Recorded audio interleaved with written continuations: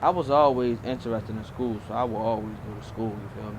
But at the same time, I'd be out there like selling drugs, getting high all day, fighting, shooting at people, getting shot at. I ended up in BCDC from April of 2010 to April of 2011.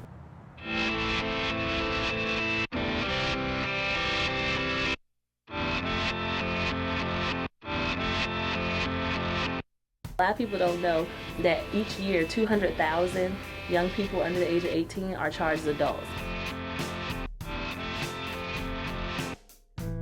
I went into the Baltimore City Detention Center and I met some of these young people. I didn't know what to expect. I thought it was only going to be like 10, 15 kids, but it was hundreds of young boys, and it really bothered me. And so I asked them, why are y'all here?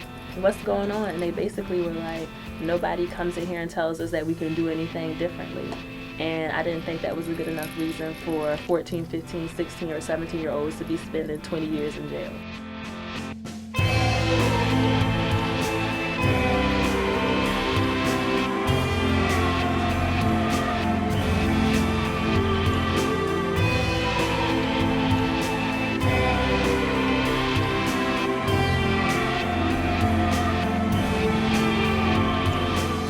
I've been arrested for assaulting people, stealing cars, stealing keys. For heroin, like 2 pills of heroin they gave me 10 years. A couple of assault charges, fighting. I was on investigation for armed robbery. But PO told me, like, why you keep doing it? You keep getting caught. Like, it ain't for you. I mean, the whole idea of charging children now as adults because the crime is so heinous is, I think, a greater indictment on us as a city that a child could get to that point. I didn't know who I was before I got locked up. I was just living a life for real.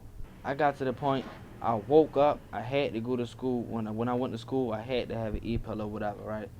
Boom, I come home from school, I had to buy another one. Feel me? I always, like, ever since I popped that one, it's like I always needed it high. And then later on that night, I pop another one, smoke a couple blunts or something. And like I just had that same mindset, like, just get high, and I'd be out there, selling coke or weed or whatever. Later on that night, go grab a couple guns, we'd go out and rob people. Like, it was like a schedule. I think one of the major reasons why is because they want money. They need money, they want money, and so they don't do it because they like crime. They do it because it's an opportunity. And when they look outside in their community, they really don't see too many opportunities. Consider a child wakes up in the morning and steps out of their house. What are the experiences that child's going to have in one day in various neighborhoods in our community? And they're predestined. You're going to walk out of your house in a poor neighborhood, and there may be some kind of drug dealing going on, or there may be, you get to school and they don't really have enough books. I mean, our public policies predict failure. And then we spend an inordinate amount of money on indefensible systems because they don't produce good outcomes. Neighborhood influences that kind of force them in predicaments where you wouldn't ever want to be in.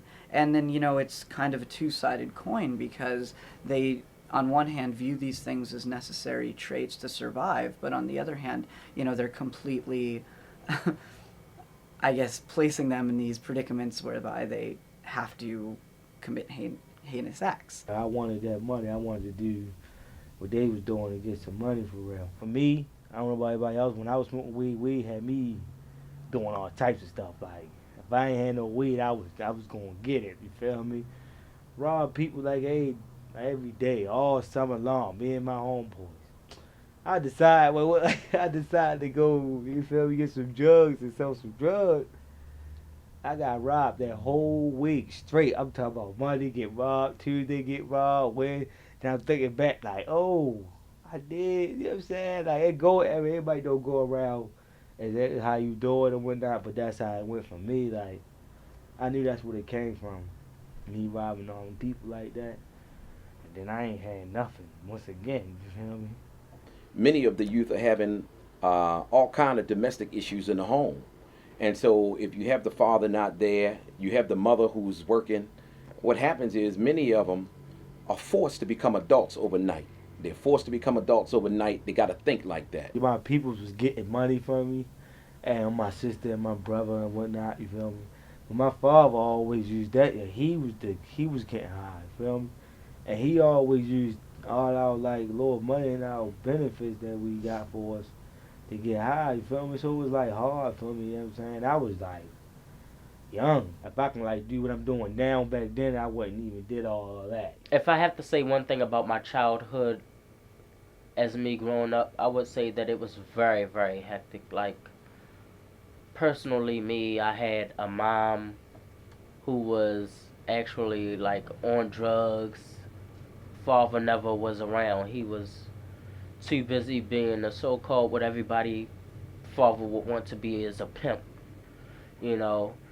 And I have my mom. She was kind of like always going around. She would basically make her kids confused because one minute we just see her with a man, and then the next minute is just something else. So, like, my childhood was very messed up. In and out of the home through foster care, going to Woodburn, going to different placements. It was just, I mean, it's terrible, and I wouldn't wish that on no other kid. I really wouldn't.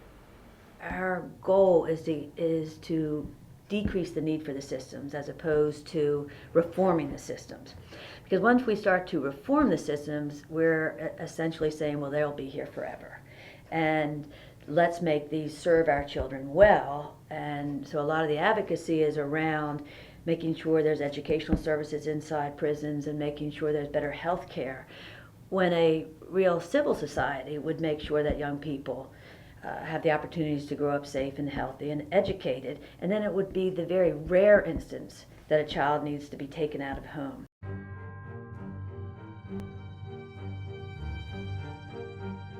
BCDC is a horrible place. I feel like I'm walking into, a city-owned property where they throw stray dogs. It's hard to even envision how the kids move from one place to another because it's just tiny hallways and lots of concrete. The building is decrepit.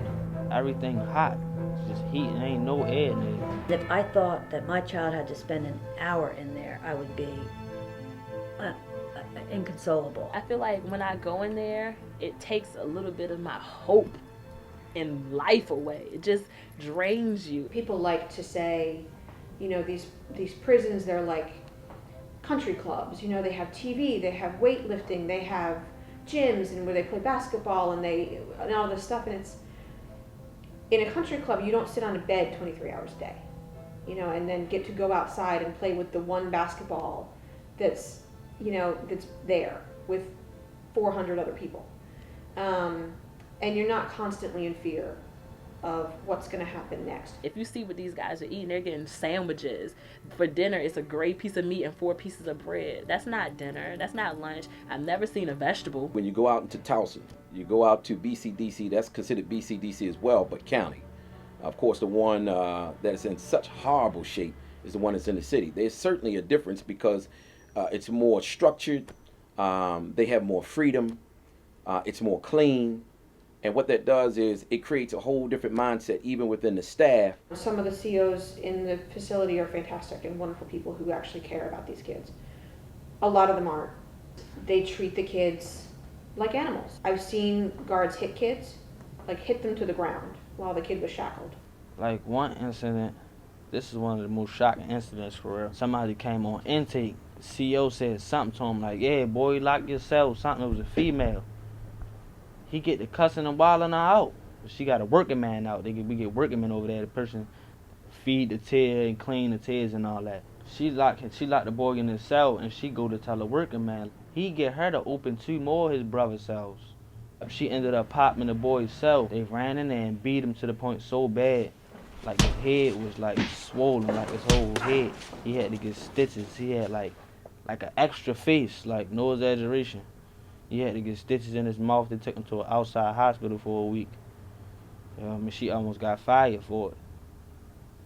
Why didn't she get fired for it? Because she lied.